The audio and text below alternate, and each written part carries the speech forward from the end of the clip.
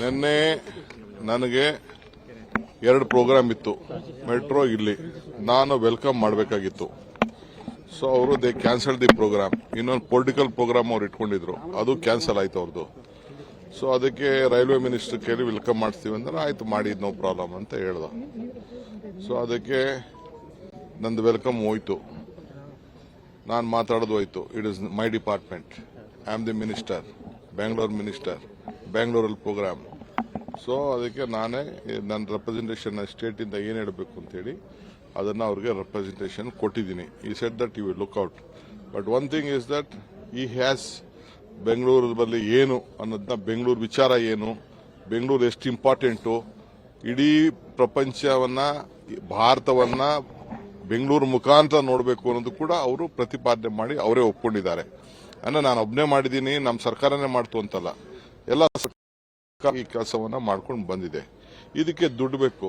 ಈ ಬಿಜೆಪಿ ಯಾರ ಕೆಲವರೆಲ್ಲ ಖಾಲಿ ಟ್ರಂಕ್ಗಳು, ಖಾಲಿ ವೆಸಲ್ಸ್ ಕೆಲವೆಲ್ಲ ಇದೆ. ನನ್ನ ಹೆಸರುಗಳು ಹೇಳಕ್ ಇಷ್ಟ ಇಲ್ಲ. They are making more nice, ಜಾಸ್ತಿ ಶಬ್ದ ಮಾಡ್ತಾ ಇದೆ. ಅದಕ್ಕೆ ಅವ್ರಿಗೂ ಎಲ್ಲ ನಾನು ಕಳಿಸ್ಕೊಡ್ತಾ ಇದ್ದೀನಿ.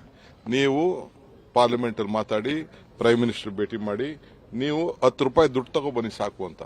ಒಬ್ರು 1 ರೂಪಾಯಿ ದುಡ್ಡು ತರಕ್ಕೆ ಆಸಕ್ತಿನೂ ತೋರಿಸಿಲ್ಲ.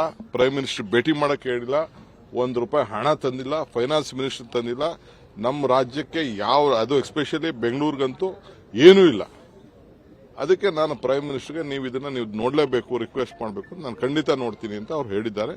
ನನಗೆ ಭರವಸೆ ಇದೆ. ಅವ್ರು ಮಾತಾಡಿದ ಶೈಲಿ ನೋಡಿದ್ರೆ ಬೆಂಗಳೂರು ಇಂಪಾರ್ಟೆನ್ಸ್ ಬಗ್ಗೆ ಅಂತಂದ್ರೆ it is A global city ಅನ್ನೋದನ್ನ ಅವರು ಒಪ್ಕೊಂಡಿದ್ದಾರೆ.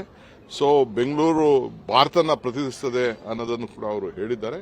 ಸೊ ಐ ಥಿಂಕ್ ನಾನು ಏನ್ ಕೊಡಬೇಕು ಅದನ್ನ ಕೊಟ್ಟಿದ್ದೀನಿ, ನಿಮ್ಗೂ ಎಲ್ಲ ತಿಳಿಸಿದ್ದೀನಿ.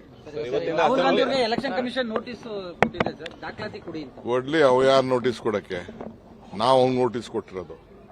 V have powers to give notice, we will give notice. ಈ doesn't have any powers to give us notice. ಯಾವ ಅಫಿಡವಿಟ್ ಕೊಡಬೇಕು?